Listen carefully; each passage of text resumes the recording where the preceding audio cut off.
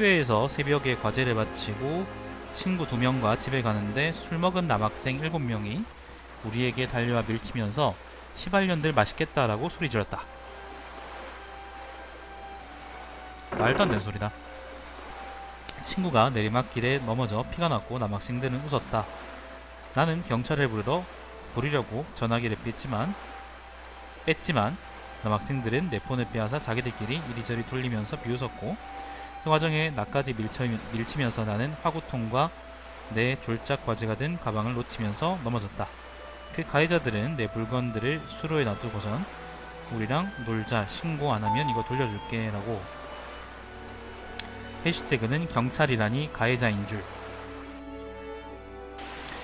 개소리를 했다. 나는 그 가해자와 땅을 부르며 싸웠고 가해자들이 나를 뜯어말리는 중에 내 친구가 폰으로 경찰을 불렀다. 경찰은 총 2대의 차를 가지고 4명이었고 나는 드디어 살았다는 생각에 울음이 터졌다. 가해자들은 나를 여자친구라고 말했고 장난치다가 된 일이라고 했다. 나랑 친구들은 울면서 우린 쟤네 여자친구가 아니고 장난치다가 남자 7명 중 1명만 다치고 여자 3명은 피투성이의 얼굴이 시퍼래지는 거냐고 따졌다. 우리 이야기 듣던 경찰관은 진정하세요. 장난이 아니라잖아요. 라고 했고 내 안에서 무언가 무너지는 기분이었다. 친구는 우리가 있는데 가해자 말을 믿는 분위기였다. 옆에 다른 경찰관은 술 먹어서 그런 것 같은데 좀 넘어갑시다. 이런 일 가지고 경찰 부르는 거 아니에요. 라고 했다. 내가 아무 말도 못하자 경찰은 피식 웃으면서 그렇게 새벽에 왜 돌아다녔어요? 라고 했다. 내 상태가 지금 너무 걱정되었는지 한 친구가 119도 불러서 우리는 응급치료와 함께 병원행으로 결정났다. 경찰과 구급대원이 몇 가지 이야기를 했는데 구급대원이 화를 냈다. 그리고 우리가 있는 차로 와서는 괜찮아 이제 라고 했다. 한 친구가 늦게 올라와서 나를 보고 울길래 왜 울으라고 했더니 경찰이 언니더러 드세다고 저런 여자이니까 남학생들이 그런 것도 이해간다 라고 했어. 나는 그때 가만히 폭행을 당했어야 했나, 친구가 굴러떨어지고 피나고 소리 지르는데 가만히 있어야 했냐라는 생각과 동시에 친구에게 미안하다고 했다. 이런 일 겪게 해서 친구들은 왜 이게 미안할 일이냐고 내 잘못이 없다고 했지만 내가 잘못한 일 같았다. 그 뒤 경찰에서 고소할 거냐고 물었고 구급대원은 고소하라고 했다.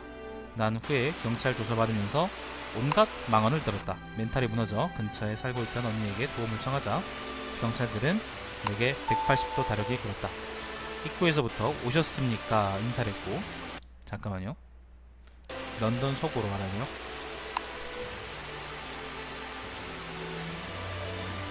언니에겐 사모님이라고 했다. 내게 망언을 퍼붓던 경찰은 진작 이야기하셨어야죠 라고 했다. 우리 형부는 서울지검 판사였다. 서울지검 판사랍니다.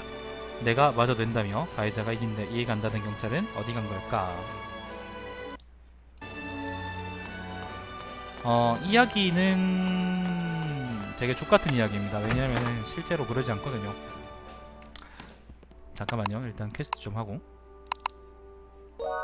내가 이게 왜 이야기가 문제가 있는지 몇 가지 그 이야기를 해줄게요. 잠깐만. 이야기는 철저하게 망상입니다. 왜냐하면은 일단 가장 대표적인 몰라요. 그런 거 묻지 마세요. 대표적인 망상이 뭐냐면은 서울지검 판사라는 겁니다. 서울지검은 서울지방검찰청이라는 의미인데 서울에 아마 검찰청이 여러 개 있을 텐데 그 중에 뭐 그걸 서울지검이라 뭐 부를 수 있다고 치더라도 서울지검에 검찰청에 판사는 없습니다. 그냥 검찰들만 있죠. 난 검찰들 싫어하는데 아무튼 검찰들만 있어요. 판사는 법원 소속입니다. 이게 검찰은 내가 알기로 행정부 소속인가?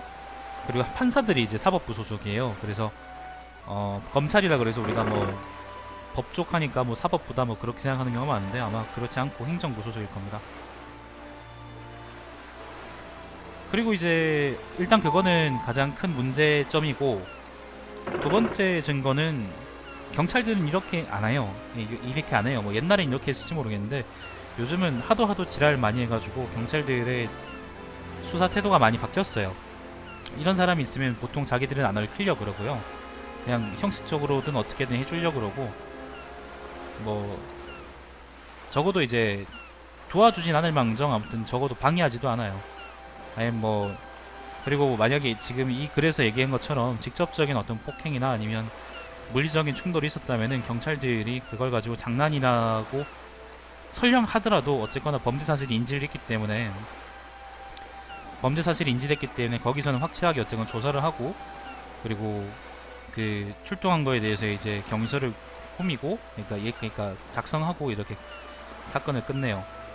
이런 식으로 절대 하지 않습니다. 그리고 이제 또 하나의 뭐 다른 증거들이 있다면 그거는 이제 최근이 아니지 한동안 이어졌던 이제 특패미들의 피해 망상에 관한 건데, 이 글에 보면은 몇 가지 요소들이 있는데 그 요소들이 전부 다 이제 특패미들의 어떤 남성들에 대한 피해 망상으로 점철돼 있어요.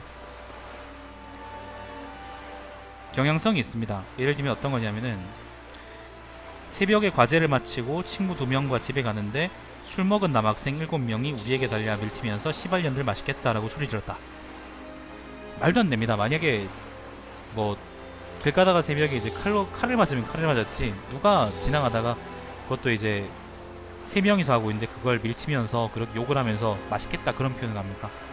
그러니까 사람들은 그런 표현을 쓰지도 않고 애초에 되게 많이 어색한 표현이고요. 그리고 남자들은 웃었다, 남학생들은 웃었다라든지, 아니면은 전화기를 그러니까 전화기를 이제 전화를 걸려고 했지만은 전화를 걸지 못하게 이제 농락했다라든지, 이런 것들은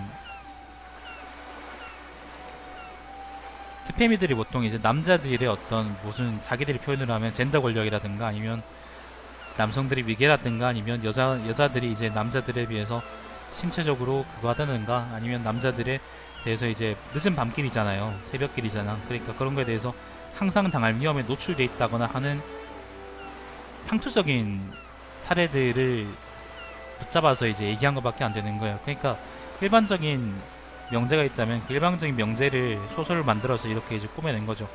그런 정황들이 이제 이후에도 나타나는데, 예를 들면 폭행 사건이 발생했는데도 대충 수사를 하는 경찰이라거나, 아니면은 이제 검찰 관계자라 그러니까 인사를 이라샤이마세 하면서 인사를 하는 경찰이라거나, 아니면은 뭐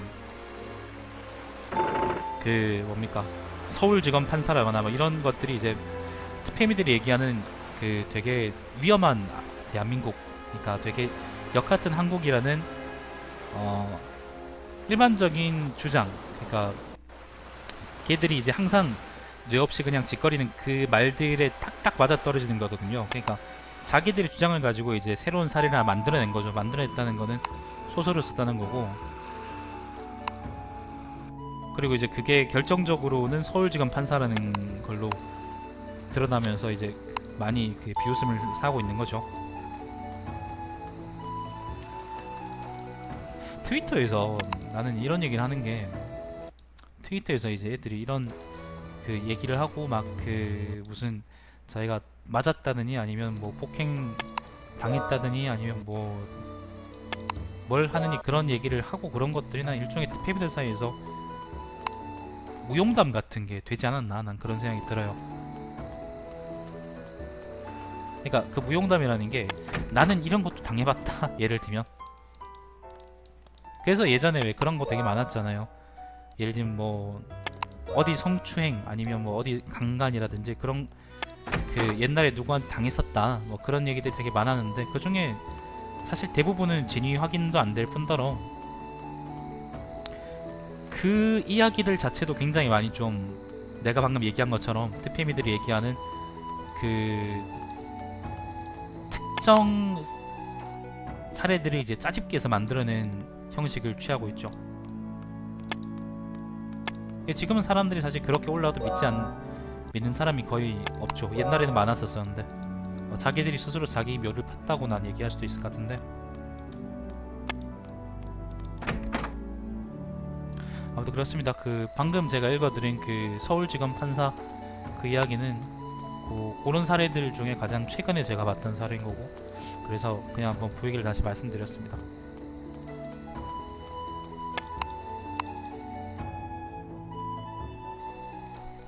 자기들끼리 이제 그걸 굴려가면서 이야기를 만들고, 다시 또 그걸 보고 다른 이야기를 만들고, 다시 또 이야기를 보고 마음에 그러니까 또 이야기를 만들고, 그런 식으로 대변들이 재생산되고 확대되고 그런 과정이라고 생각하면 되겠지.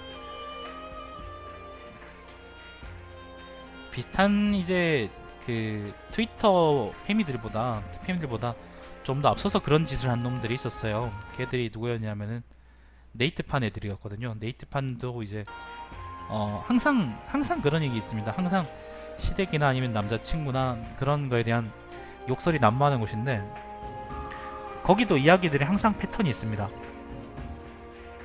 그러니까 항상 패턴이 있고, 그 패턴에 이제 잘 맞아떨어지는 이야기들이 추천을 많이 받아요. 그게 이제 일반적인 사례인 것처럼 얘기가 되는데, 그리고 이제 그렇게 용기를 내서 글을 쓴 사람은 말 그대로 용기를 내서 글을 쓴 사람이고, 그렇지 않은 사람들은 훨씬 더 많다는 식으로 이야기가 되는데, 아마 실제로는 그렇지 않을 겁니다. 대부분이 아마 소설일 거고, 아마 그 중에 되게 적은 숫자만 아마 진짜 이야기가 아닐까, 그런 생각이 들어요. 그 나쁜 속성을 그대로 이제 페미들이 물려받은 거고,